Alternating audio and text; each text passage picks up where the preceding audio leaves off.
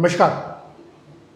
JEE main 2026 का जो result आया था उसमें एक बच्चे की स्टोरी है जो मैं आपके लोगों के साथ शेयर करना चाहता हूँ। कैसे उस बच्चे ने न सिर्फ अपने पेरेंट्स को बेवकूफ़ बनाया बल्कि 2 कोचिंग्स को भी बेवकूफ़ बनाया तो खैर ज़्यादा कोचिंग्स को था, लेकिन मैं यहाँ पे 2 कोचिंग के रिकॉर्ड्स आपके सामने पेश करूँगा जिससे कि आपको मालूम पड़ेगा कि किस तरह से उस बच्चे ने न सिर्फ अपने पेरेंट्स को बेवकूफ़ बनाया बल्कि अपने कोचिंग्स को भी बेवकूफ़ बनाया, उन कोचिंग्स को भी बेवकूफ़ बनाया जिसमें वो कभी पढ़ा ही नहीं था।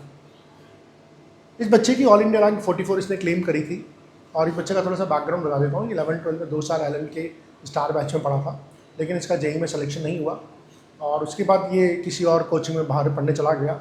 और फिर फाइनली कोटा की जो एक कोचिंग है, ई सरल ने उसको क्लेम किया और खुद ने ई सरल ने उसका रिजल्ट छापा कि उसकी ऑल इंडिया रैंक 44 है और उनके ड्रॉपर बैच का स्टूडेंट है। यही नहीं, उसके साथ उन्होंने पॉडकास्ट भी शूट किया, वो भी आप यहाँ पर देख सकते हैं कि उन्होंने अपना फुल पेज का जो एडवर्टीजमेंट दिया था उसमें भी इसको 44 रैंक को छापा था।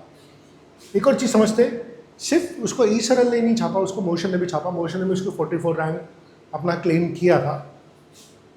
हालांकि ये मोशन का जो पहला रिजल्ट है, जनवरी का जो रिजल्ट है, जब परसेंटाइल जेईई मेन हुआ था और परसेंटाइल स्कोर आया था, उसमें कहीं पर भी इसका नाम जिक्र नहीं है ना, इसका नाम कहीं पर भी उस समय जिक्र नहीं है। हालांकि उसके बाद में जब मेरिट लिस्ट आई, जब ऑल इंडिया मेरिट आई, तो एकदम से जो हर्ष था वो प्रकट हो गया। यानी जब आपके यहाँ से फर्स्ट अटैम्प्ट दिया था तब तो आपने उसका परसेंटाइल भी नाम ही नहीं दिया, लेकिन बाद में खैर वो एक अलग मैनिपुलेशन स्टोरी है कि कैसे रिजल्ट को खरीदने की कोशिश की जाती है, रिजल्ट को एक्वायर करने की कोशिश की जाती है। लेकिन सबसे इम्पॉर्टेंट चीज़ बात ये है कि इस बच्चे का कभी ऑल इंडिया रैंक 44 आई नहीं, ये कभी जेईई एडवांस के लिए क्वालिफाई नहीं हुआ।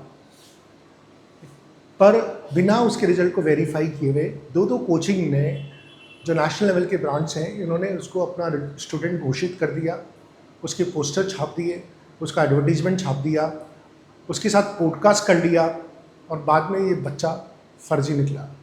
तो यहाँ पर सबसे इम्पॉर्टेंट चीज़ है कि आजकल ये इस तरह की ठगी के शिकार न सिर्फ कोचिंग्स हो रहे हैं, पेरेंट्स भी बच्चों के साइबर जो एक्टिविटीज उनको ध्यान रखें। बच्चे कई बार फेक सर्टिफिकेट लगा के, एआई जनरेटेड सर्टिफिकेट लगा के पेरेंट्स को भी बेवकूफ़ बना रहे हैं, टीचर्स को भी बेवकूफ़ बना रहे हैं। और अब तो आप देखिए कि 2 नेशनल लेवल के ब्रांच इस बच्चे की इस ठगी का शिकार हो गए।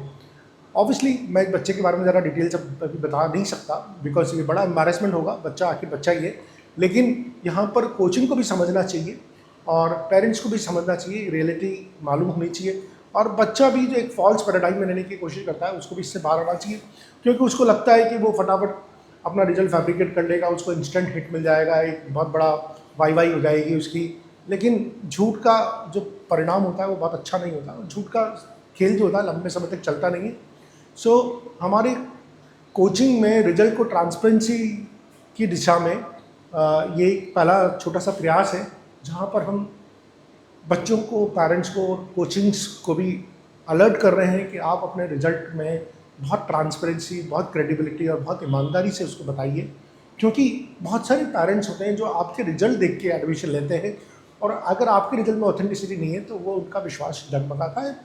और सबसे बड़ी बात है कि आप अगर किसी बच्चे को 44 रैंक क्लाइम कर रहे हैं और अगर आपने उसको क्लासरूम में पढ़ाया होता तो आपको मालूम होता है कि यार 44 रैंक वाला बच्चे का आपको उसकी हिस्ट्री मालूम होती।